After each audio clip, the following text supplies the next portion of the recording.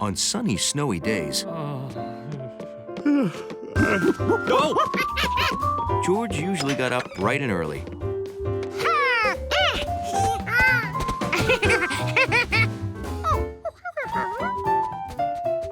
But this day, he discovered that Bill had gotten up even brighter and earlier. Hey, George!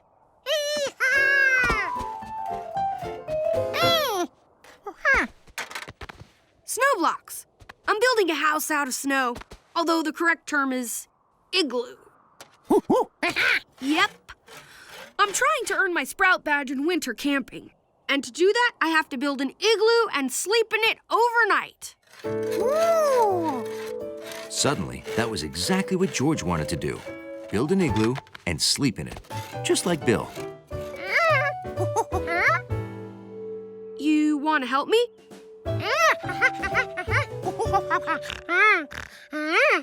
And sleep in the igloo, too?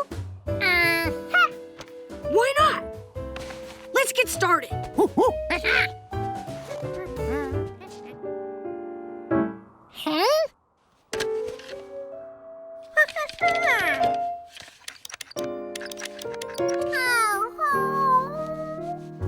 George had really wanted to spend the night in an igloo.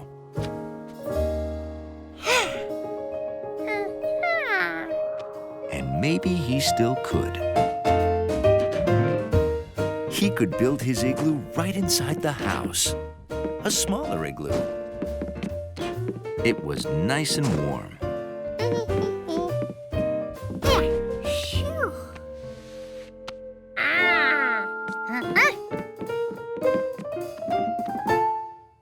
George figured he'd better turn down the thermostat so his igloo wouldn't melt.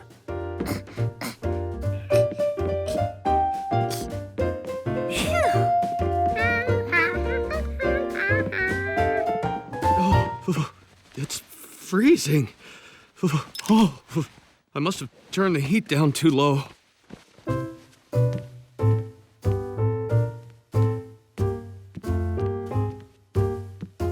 Wow, the heat is off. No wonder it's so cold. Oh.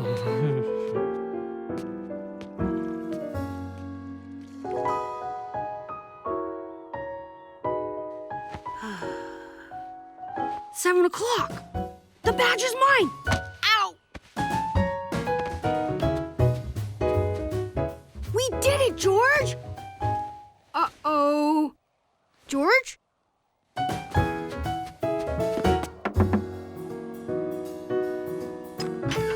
Oh, hi, Bill. Are you sitting down? No. Okay, I don't want to alarm you, but George is not in his igloo. Don't worry. He's probably upstairs and... What? Oh, boy. George!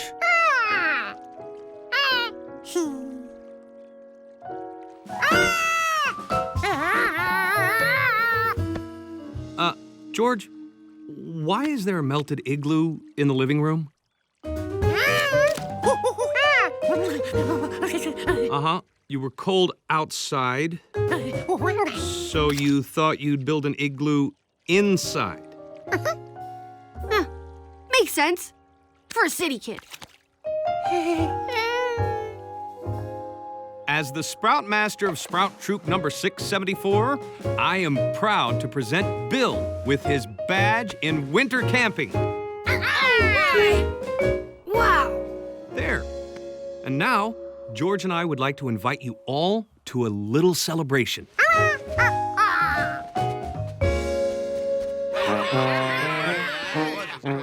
George's igloo might be too cold for sleeping, but it was just right for a party. Hey, George. Got any ice for the punch?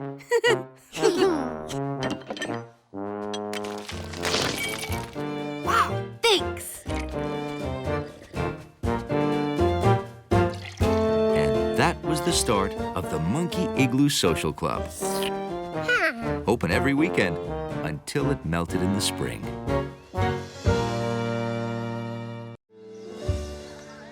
George thought it was a great day for the county fair and sheep competition. Oh, I'm so excited, George. Grandpa's in the sheepdog competition. Ooh. And he's not even a sheepdog.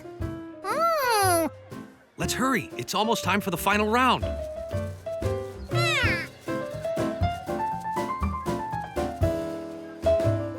It was hard for George and Allie to hurry at a spring fair. There were tractors to play on and prize-winning turnips to admire.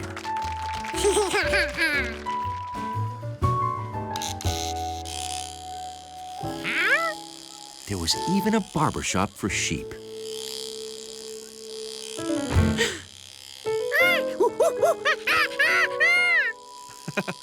Don't worry, George. The sheep's hair will grow back. Besides, now that summer's coming, the sheep wants to get rid of that heavy coat.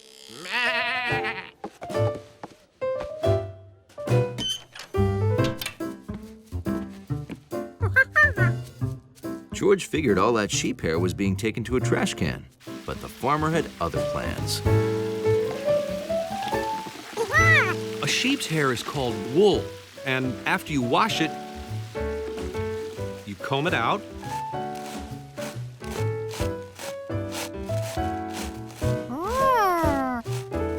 and dye it.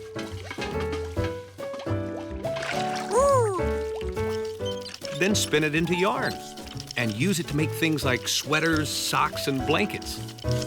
So people help sheep stay cool in the summer, and sheep help people stay warm in the winter. Ooh.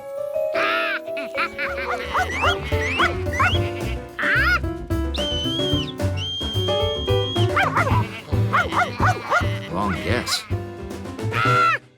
Now George wondered how to whistle, "Come back." Another wrong guess. George was suddenly wishing he'd paid more attention at the sheepdog competition.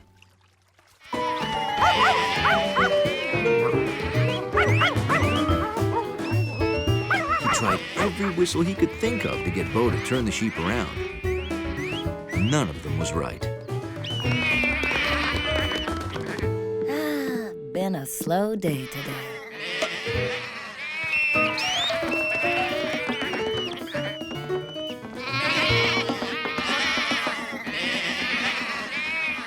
You were saying? Never mind. The sheep ended up at George's house.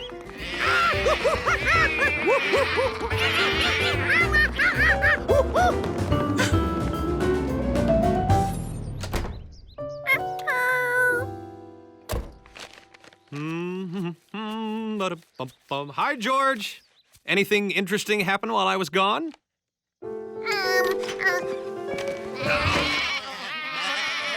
Oh, no. George?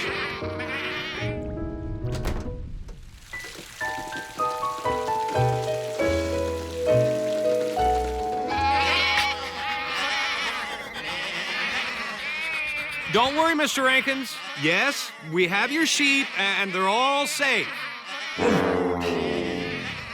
George, could you get those sheep away from the tuba? Go on, go on.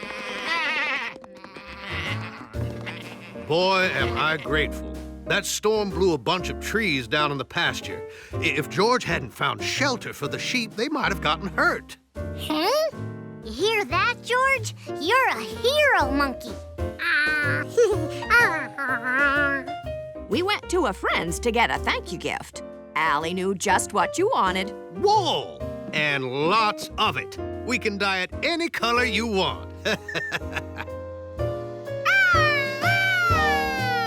I'll teach you how to knit. You'll have a new scarf in no time. And that was how George not only made a new scarf for himself, but also one for the man with the yellow hat. A long scarf. And I think you picked the right color. Today was a busy day at George's apartment. Professor Wiseman was coming to dinner, and the man with the yellow hat wanted everything to be just right. I have an idea. Why don't I finish getting the apartment ready and you go to the store? Great. Let's make a list. Okay. Okay, I need carrots for my famous carrot cake.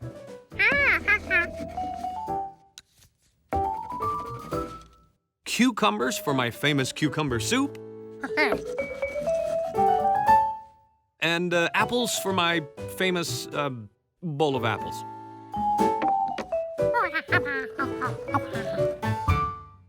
Here's a bag and some money, George, and have fun. Bye-bye. It is eggplant. So what did you put in the carrot cake?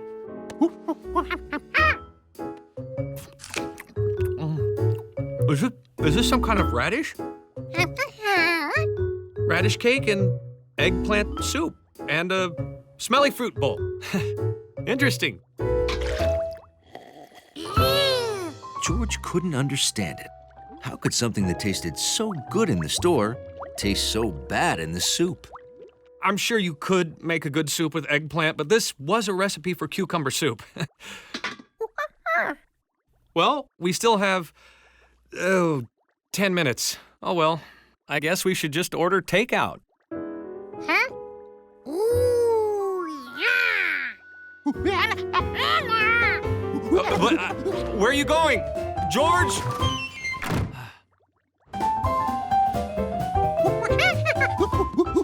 Customer number 1, you are back. And I think I know why. You dropped this on your last visit.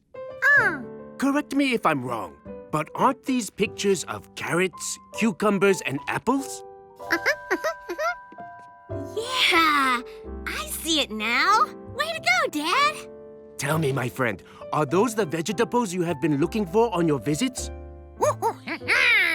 Let me get them for you. You don't want them?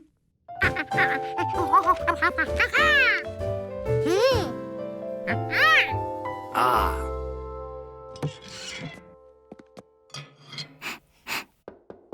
Oh.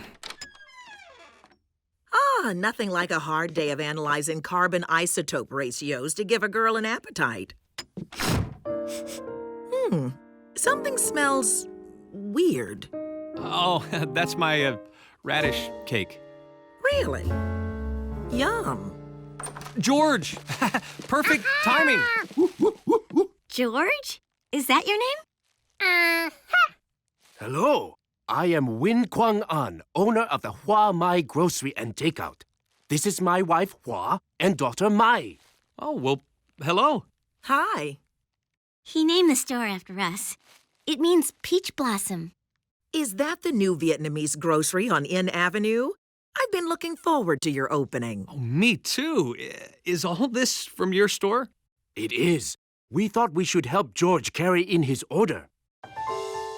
We've brought you eggplant curry, bun tit nung with nuk kyum, a fish sauce with daikon radish. Ooh, I love that sauce. Bitter melon soup. Sa hat lo, which is pomegranate seeds in coconut cream and durian shakes. It all looks great. And there's so much. Would you join us? Huh? We would be honored. A few days later, George headed back to Hua Mai.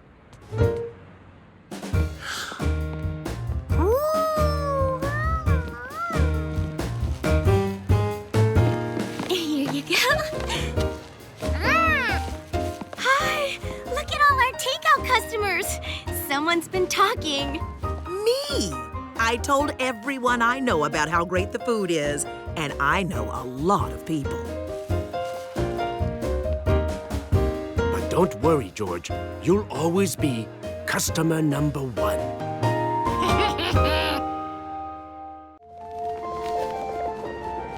In spring, good gardeners can't wait to get things growing. Need any more help? Okay. I have to go help Professor Wiseman design her new terrarium. Bye, George. George had his seed system set. First, he dug a hole. Then he planted some seeds. Then he covered the hole.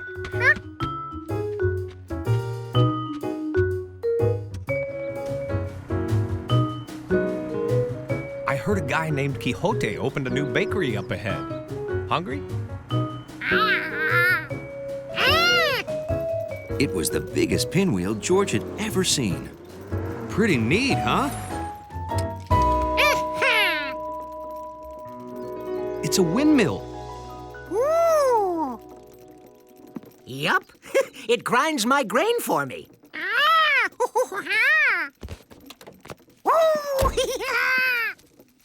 Let me show you how it works.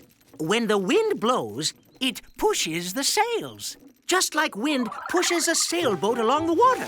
But since sails are attached to the mill, instead of moving forward, they spin around. Ooh. Some people use windmills to make electricity. Ah. I use mine to make flour and butter. Well, I'll be. What do you think, George? Ooh. That's the butter churner. Oh. Those stones grind the grain into flour for bread. Bread and butter go together like, well, bread and butter.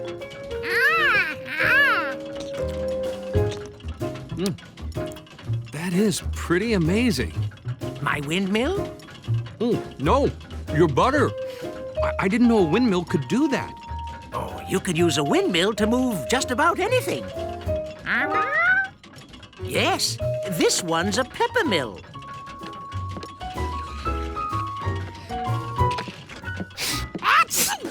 Oh.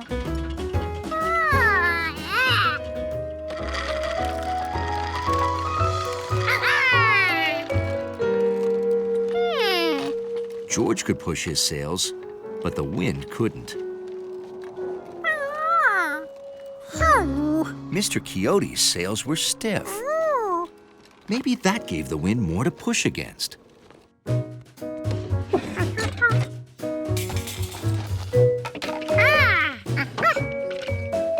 So George made his sails stiff.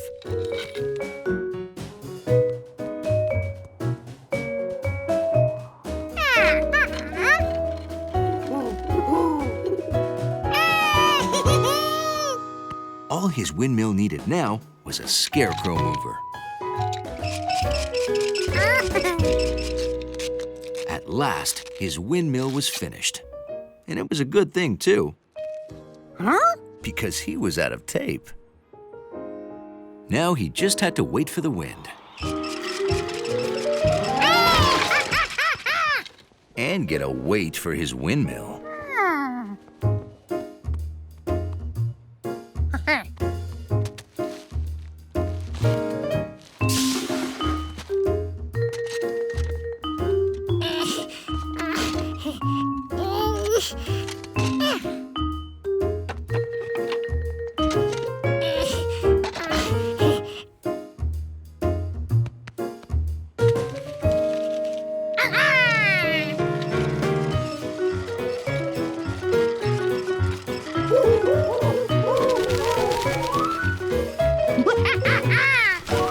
George had done it. He'd made his scarecrow move. But he did feel bad for Compass and his friends.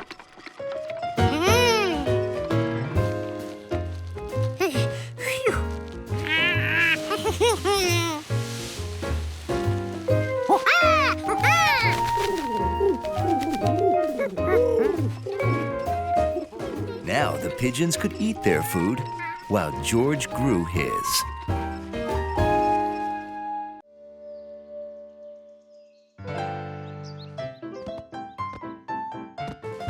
Wow! George's friend Allie really flipped for flips, even when she wasn't doing the flipping.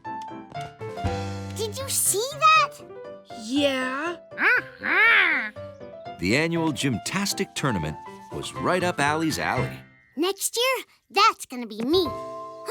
Here comes another one. The Gymtastic tournament was for gymnasts of all ages. There were girl gymnasts and boy gymnasts. And a bug gymnast?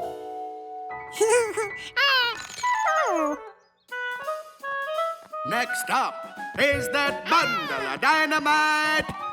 George? On the floor, Matt. Well, I mean the balance beam.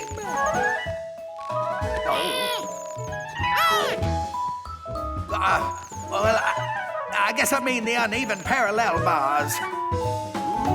Or do I? I mean, George, on the rings there. Yeah, I give up.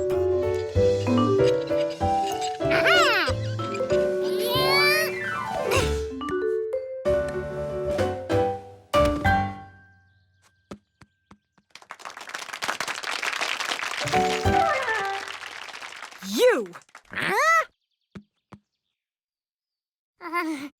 He didn't mean to disrupt things. You are a natural-born gymnast. You've got to come to my gymnastics class. You teach gymnastics? I want to come too. Me too. Really? Do you know how strong your arms have to be to do gymnastics? Imagine how far a guy could throw a newspaper. Oh, yeah. Fantastic!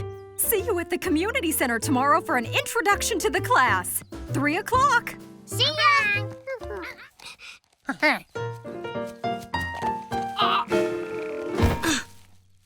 Maybe you should do abominable exercises. They make your muscles stronger. Yeah. 8, 9, 10. 1 more than 10. 2 more than 10. Now, we need a pommel horse. That was going to be a tough one. It'd have to be the right height. Too short. Too tall.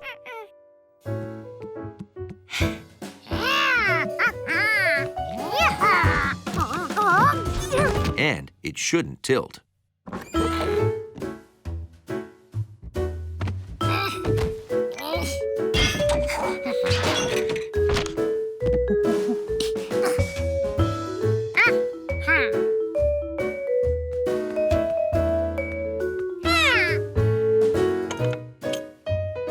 Once George had a handle on things, he added padding, because safety is one of the 3 S's. Yes! Way to go, George! Wow, you guys built this yourselves? Well, it was George's idea. He's pretty smart for a city kid. Yeah, and wait till Mrs. Somersault sees us next week. We're gonna be so gymtastic. At the next class, George couldn't wait to show the teacher what they had learned.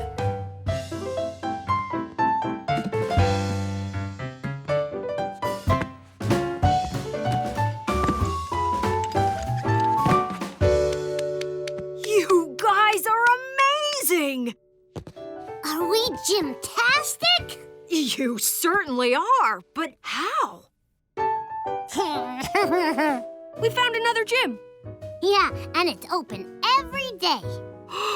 Every day? Do you think maybe we could have classes there? Oh, yeah. We know the owner. And he's a natural at gymnastics.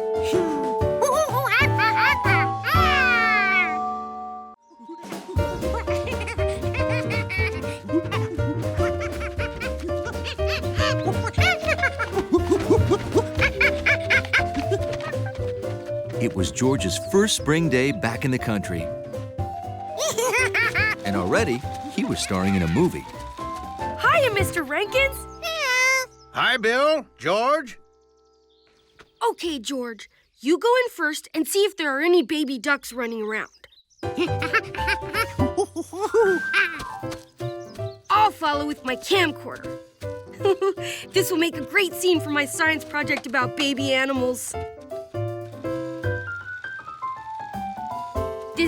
is Bill, bringing you baby ducks, live from the Rankin's barn.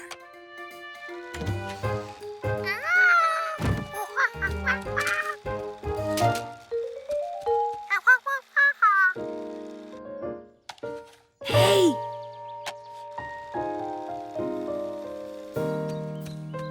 We're in luck. The ducklings haven't hatched yet. They're still inside their eggs. Sure, George. Look.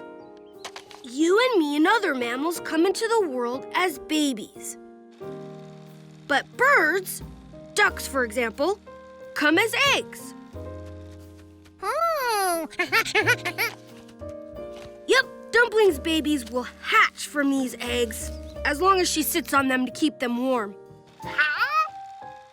Sprouts on her, George. If she doesn't sit on them, they'll get cold and never hatch. Oh, my battery died. I'll have to get another one. Don't let the eggs hatch without me, okay?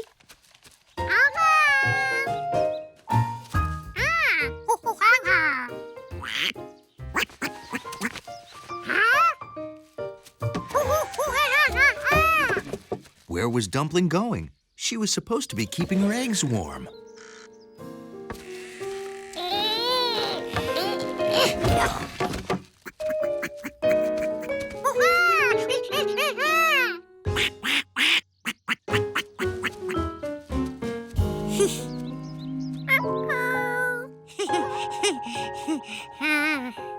This I've got to get on tape. Bill here bringing you a first. A city kid sitting on a nest of duck eggs. George, why are you sitting on a nest of duck eggs?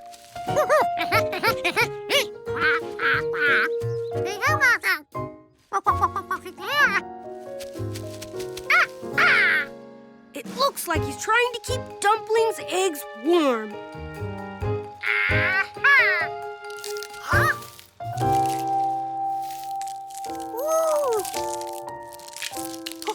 Wow! I don't believe it. A duck is hatching right before my very eyes. On camera. Mr. and Mrs. Rankins, you don't want to miss this. Your ducks are hatching. We'll be right there.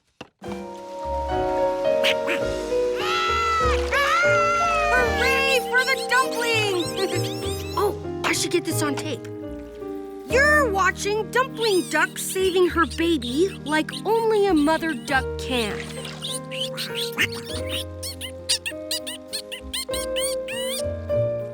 And so, the ducklings were brought together by this daring rescue and by the kid from the city who helped to hatch them. Fantastic.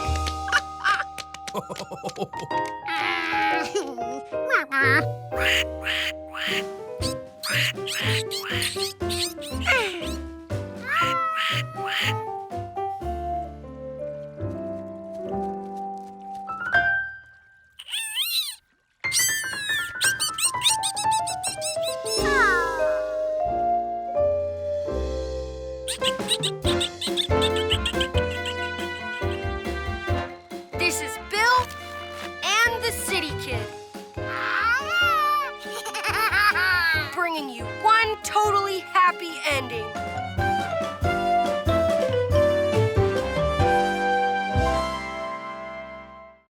Saturday was a day when monkeys and men with yellow hats return books and get new ones. A whole building full of books. What could be better than that, huh, George? Are you excited to get a new book, George? Adventurous Henry is one of my favorites, too. Maybe you should check it out again. It's called Renewing a Book. People do it all the time. George was thrilled because the man with the yellow hat had only read the book to him 18 times.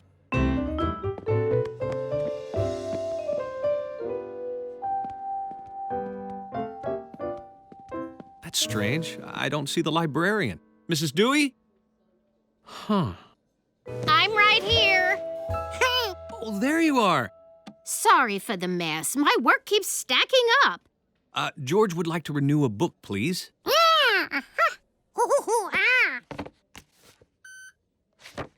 I sure wish I had someone to help out today.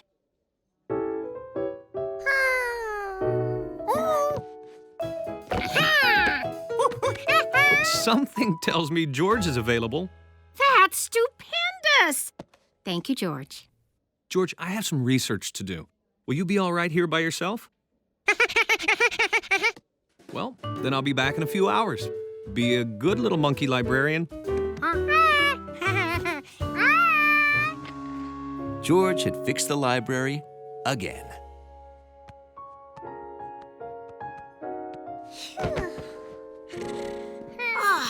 George, what happened? The books are all messed up. Come here, I'll show you. This is where all the outer space books are supposed to be, but instead you've got bunny books, train books, bug books, pink pony books. Where are all the outer space books? George tried to explain to Steve how he had organized all the books.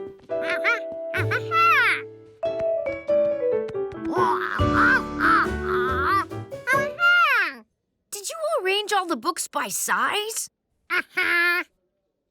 That's amazing! But I don't think that's the way libraries work. See, outer space books are supposed to go on this shelf, and books about dinosaurs go on that shelf, and all the other books, I don't know where they go. George wondered, if outer space books all go together and dinosaur books all go together, well, then maybe train books go with other train books, no matter what size or color they are. Yeah, train books probably go together. Hey, I get it. Maybe all the books are organized by subject. Cool. Yeah, you've got a lot of rearranging to do. But don't worry, I'll help.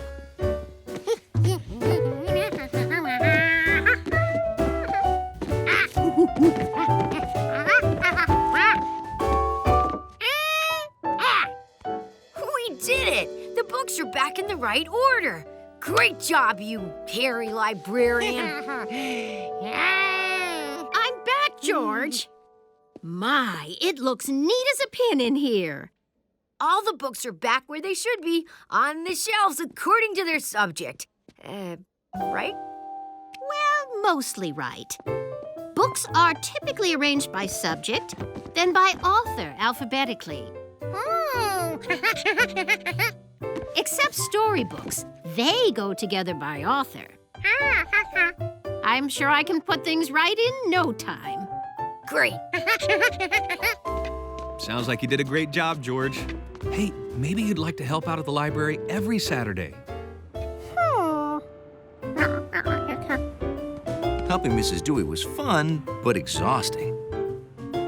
Yoo-hoo, George! You forgot your book! On the other hand, only a librarian would give you Adventurous Henry for another 2 weeks. What could be better than that?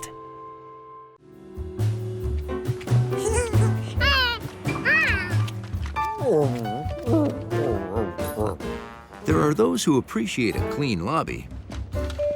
And then there's George. Okay, go straight in and run a bath, George.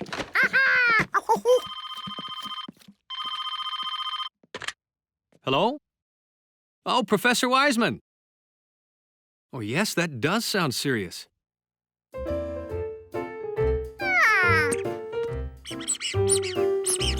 Only one octopus?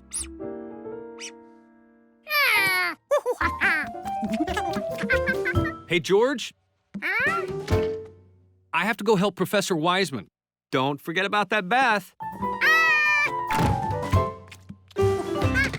George decided that the best thing to do was to put all his toys in the tub. Hi, leaving leave a message when you hear the... George? Hello? Is anyone there? I just wanted to make sure you saw that orange fly eye slipped under your door. We have to shut off all the water at 4 o'clock, which is... now! I'm going in.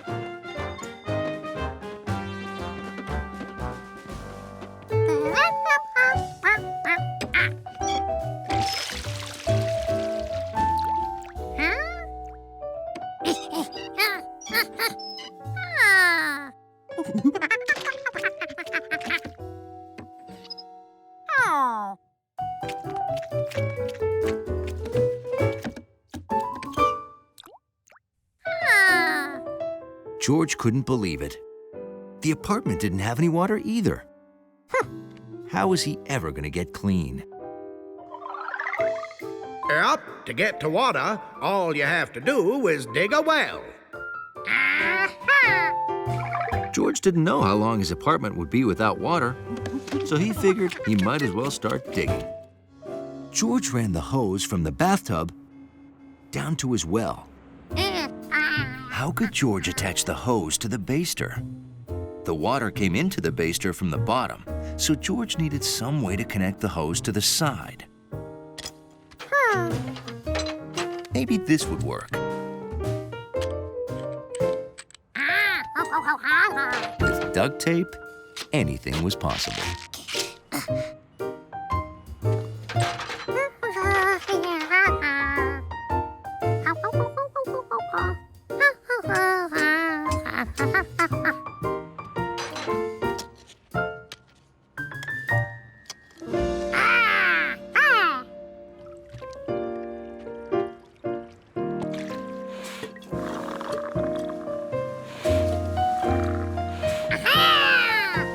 It worked.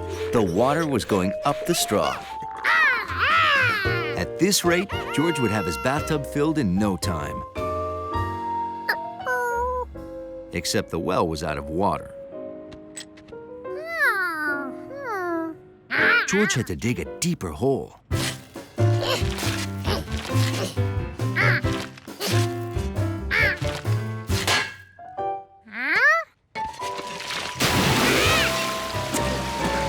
George had struck a mother load of water.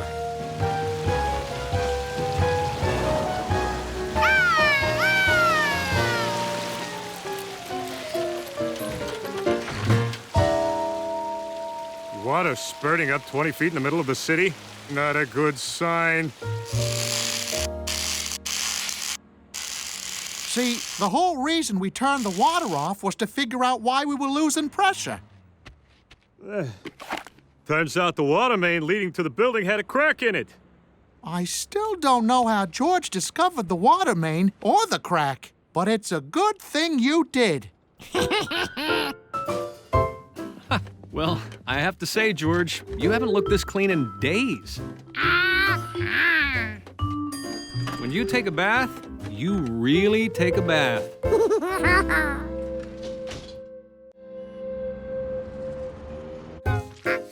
When the man with the yellow hat told George he was bringing home a wondrous animal called a chameleon, George decided to surprise it with a gift.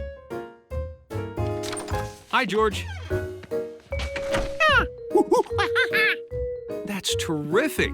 It looks just like Jade. Take a look.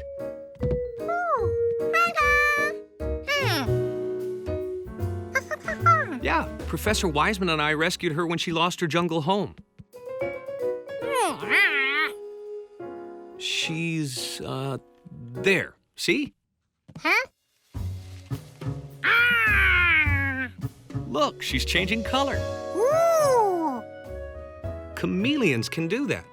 See, she's usually green like her jungle surroundings, and that's why we named her Jade.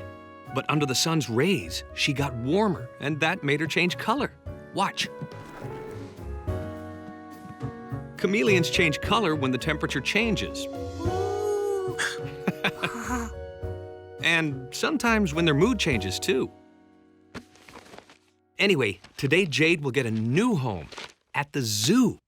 That is, if I can convince Dr. Chroma that she's the kind of rare chameleon he's been looking for. Yep. I've already prepared my speech. Now, I just need to pick up some posters. Hey, do you want to feed Jade while I'm gone? Oh, great. Her food's on the table. Just drop in a few pieces and she'll do the rest. Thanks, George. Bye-bye. George had left the cage open.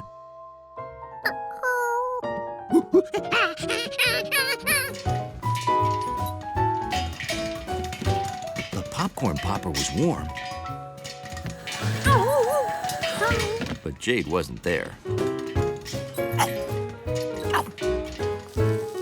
The vegetable barbecue also had heat, but it didn't have Jade.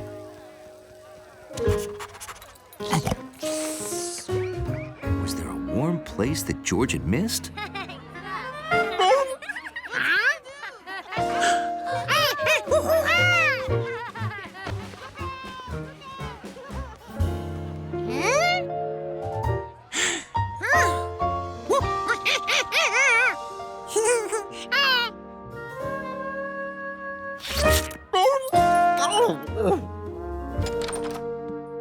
Now all George had to do was put Jade back in her cage. The cage was gone. That meant that the man had taken Squeaky to the zoo instead of Jade. Hey, George, what's the rush? Sounds exciting. Well, hop on.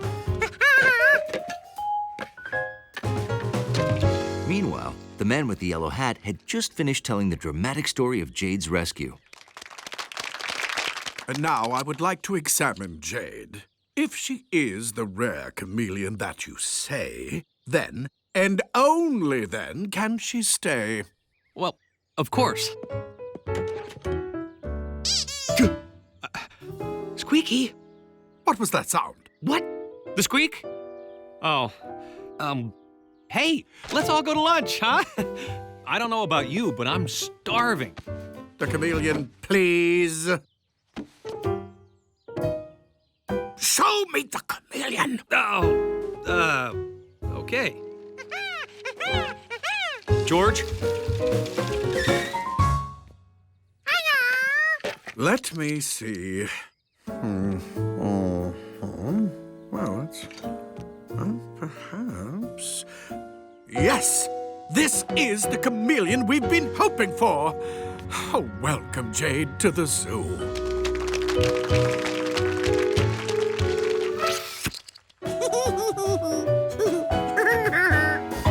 George thought Professor Wiseman's beach house was great. This time, it was even greater because George had brought Yorbo, the friendliest robot ever.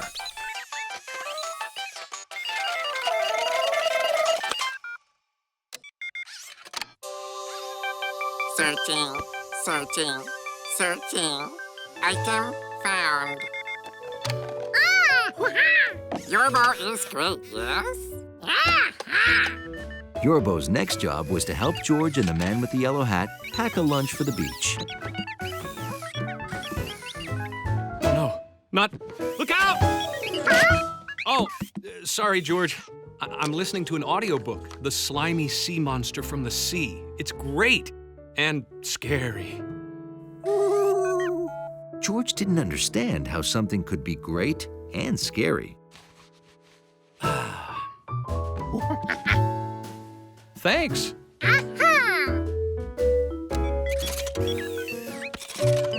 Now, are you ready for a long hike to the beach? Ta-da!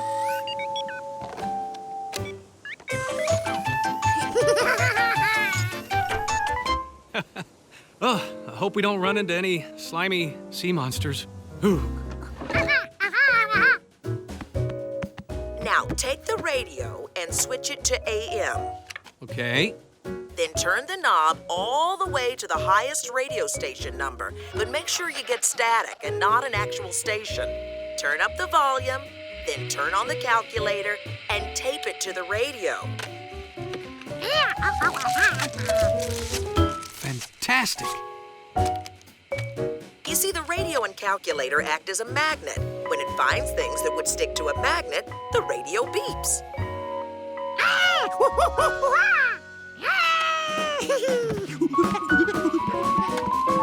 That's amazing. I can't believe you knew that. Well, how do you think I won first place in my second grade science fair?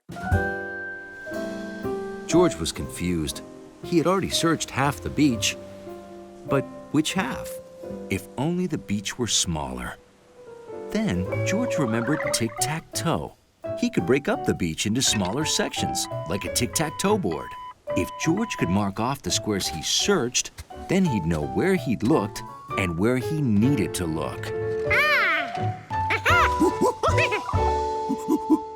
Hi, George.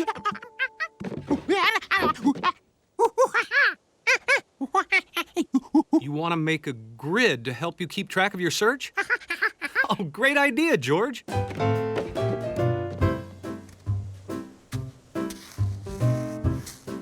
All set. Let me know if you need anything.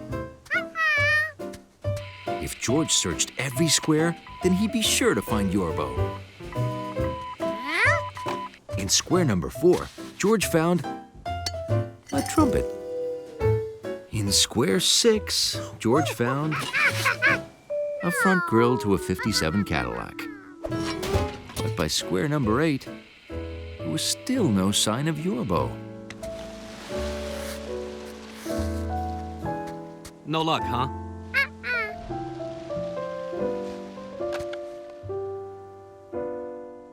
Yorbo had to be in this last square.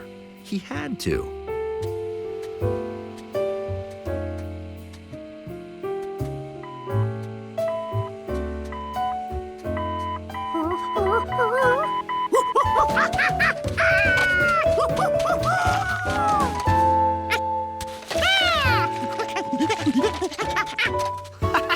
Way to go, George! You found him! Yorbo is great, yes?